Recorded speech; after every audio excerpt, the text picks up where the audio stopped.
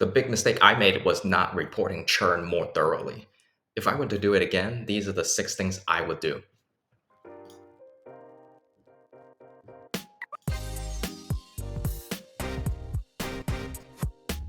Hey, it's Gary, 3 times head of growth. Today, I'm going to talk to you about how to communicate churn, report it, and how to rally the organization so that you can reduce and control churn. Number 1, top 10 churn reason. Number 2, tie it to revenue impact. 3, segment percentage of my roadmap to battle this churn. 4, check in with my engineering team. 5, share that business decision with the leadership. Number 6, rally the organization that customer success is everyone's job. When we launched PLG in 2022, we acquired 1,000 customers and we upsold, and every month we're growing. But we were also leaking as well. So it was a really good question. Should we increase acquisition so that we can overcome that churn rate, or should we stop the churn? So reflecting back, while not 100% of churn can be prevented, having direction is key. So going back, this is what I would do.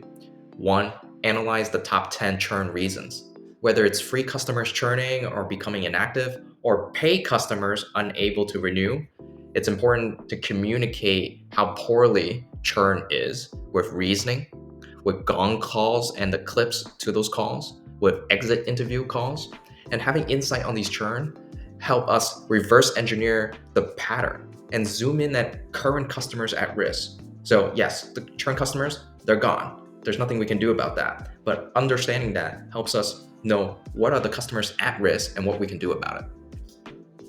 Tie it to revenue impact. Number 2, no one wants to churn, but what's the level of impact it's having on our business? And tying that at-risk churn to contract dollar value, we can be more informed on the level of severity.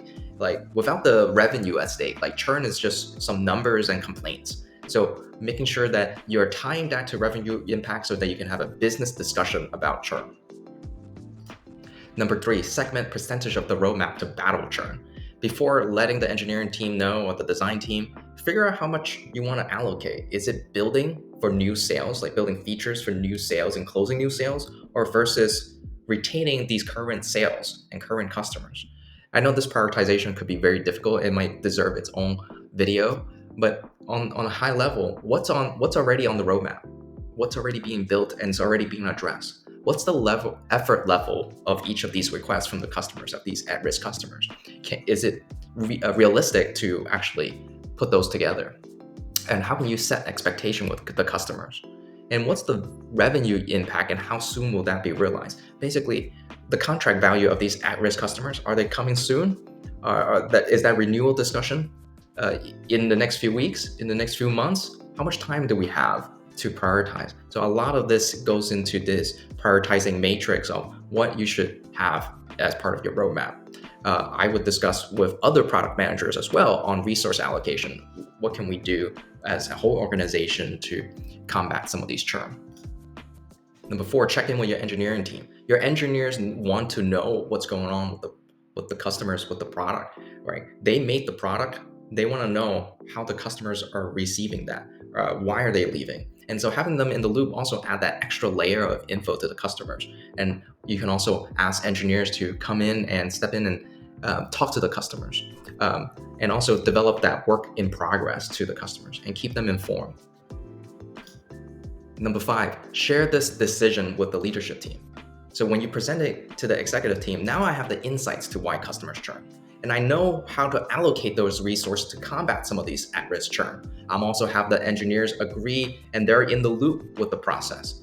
And I have this revenue impact that's tied to this. So now I'm having a business discussion with the executive team. It gives me a seat at the table. Number 6 is rallying the organization that customer success is everyone's job. Now I'm equipped with the product roadmap, the churn reasons, the revenue impact. I have a game plan to rally the organization. Why we need to build this, how soon, and how much revenue are we protecting? And presenting that with confidence. We're turning a lot of this at-risk customers into something we can control and driving business growth. Hey, follow me on growthwithgary.com or feel free to subscribe here to learn more about how to execute PLG, lead and operate and launch and be successful in SaaS.